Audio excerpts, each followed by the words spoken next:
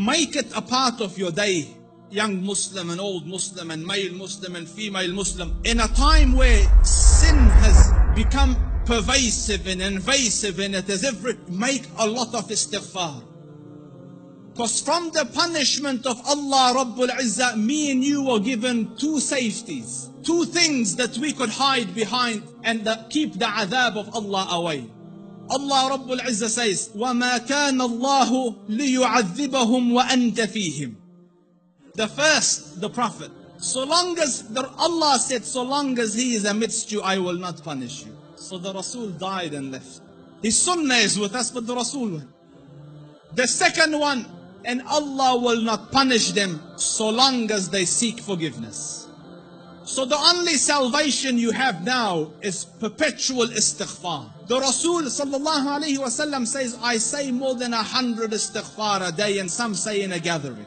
Busy yourselves with istighfar. Astaghfirullah al-azim. Oh Allah forgive me. Oh Allah forgive. Astaghfirullah. Perpetual, make it a habit. And wallahi, Allah will open all the doors of goodness upon you.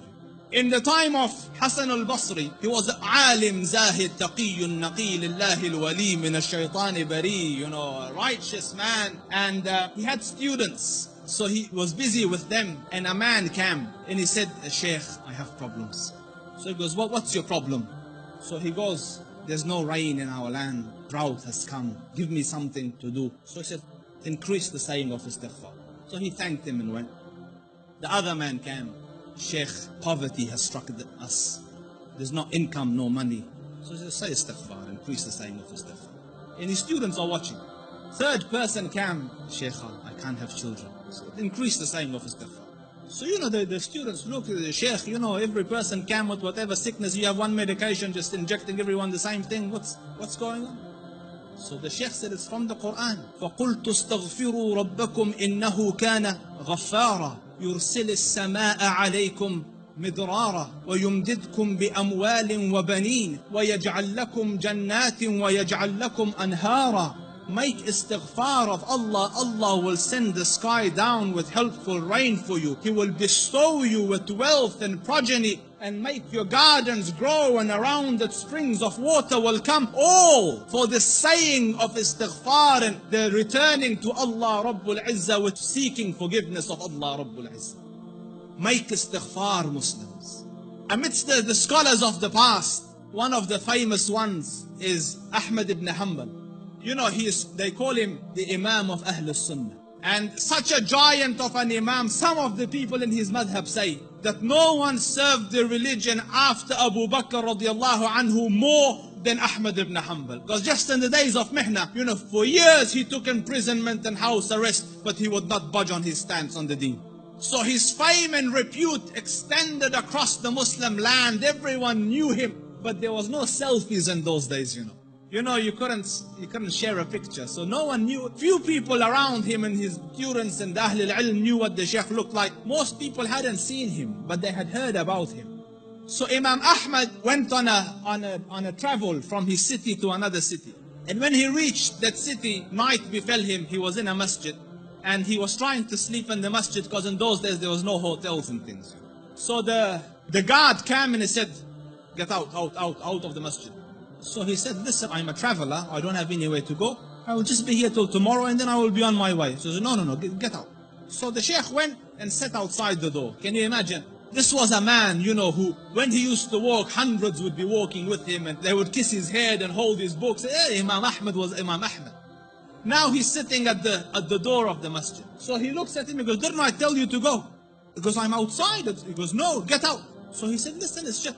So he said he held the Imam from his leg and dragged him onto the street. Imam Ahmad. And the Shaykh, subhanallah, And when he's landed in the middle of the road, across the road was a baker. The one that makes bread. So the baker saw him and he goes, listen, he sees in him signs of piety and taqwa. So he goes, come here and sleep in my bakery, and I'm making the dough all night and fixing the bread, because people will come at Fajr to buy, but you sleep here as I'm doing my work.